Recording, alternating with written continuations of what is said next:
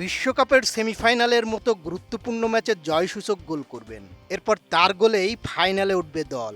একজন ফুটবলারের কাছে এটা তো আরাধ্য এক স্বপ্নের মতোই। ইংল্যান্ডের বিপক্ষে বিশ্বকাপের সেমিফাইনালে যখন ১-১ গোলে সমতায় আর্জেন্টিনা, ঠিক তখনই ম্যাচ শেষের খানিক আগে দুর্দান্ত এক গোল করেন লাউতারো মার্তিনেজ। তার সেই গোলেই টানা দ্বিতীয়বার ফাইনালে উঠেছে আর্জেন্টিনা। আর্জেন্টিনার এই জয়ের পর গান, উদযাপন আর উল্লাসের পাশাপাশি অনেকের চোখেই ছিল আনন্দশ্রু। তবে যারা সবচেয়ে বেশি আবেগে ভেসেছেন তাদের একজন ছিলেন জয়সূচক গোলের নায়ক লাউতারো মার্তিনেজ। ম্যাচ শেষে টিওয়াইসি স্পোর্টসকে দেওয়া সাক্ষাৎকারে অশ্রুভেজা কণ্ঠে এই স্ট্রাইকার বলেন, এমন একটি গোলের স্বপ্ন তিনি অনেক আগে থেকেই দেখে আসছিলেন। আমি বুঝি নির্মাণের শিল্প, সালাম স্টিল বোঝে ডিউরেবিলিটি। সালাম স্টিল, মোস্ট ডিউরেবল স্টিল।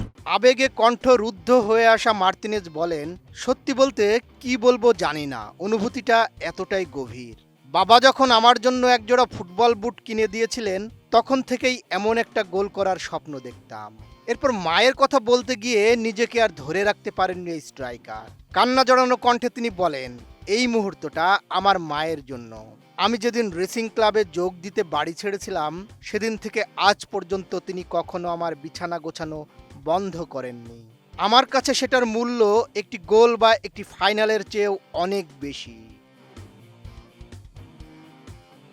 সুইজারল্যান্ডের বিপক্ষে কোয়ার্টার ফাইনালে জয় নিশ্চিত করা তৃতীয় গোলটি এবং গ্রুপ পর্বে জর্ডানের বিপক্ষে পেনাল্টি থেকে গোল করা মার্তিনেজ যোগ করেন, আমার দুই সন্তান আমার জীবনটাই বদলে দিয়েছে।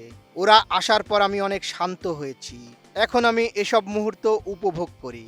আজ আমি একজন পরিণত মানুষ, জীবনকে উপভোগ করতে শিখেছি।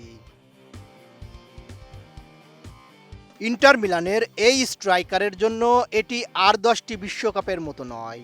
2022 কাতার বিশ্বকাপে শিরোপা জিতলেও একটি গোলও করতে পারেননি। ফলে শিরোপা জয়ের পরও কিছু আক্ষেপ রয়ে গিয়েছিল।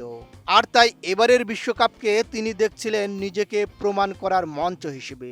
মার্তিনেজ বলেন, আমি এই মুহূর্তের স্বপ্ন দেখেছিলাম। শপথ করে বলছি, আমি ম্যাকঅ্যালিস্টারকে বলেছিলাম আমি গোল করব। মেদিনাকেও বলেছিলাম আমি বদলি হিসেবে নেমে ম্যাচটা জিতিয়ে দেব। কি দারুণভাবেই না কথা রেখেছেন লাউতারো মার্তিনেজ। বদিউজ্জামান মিলন, এটিএন নিউজ।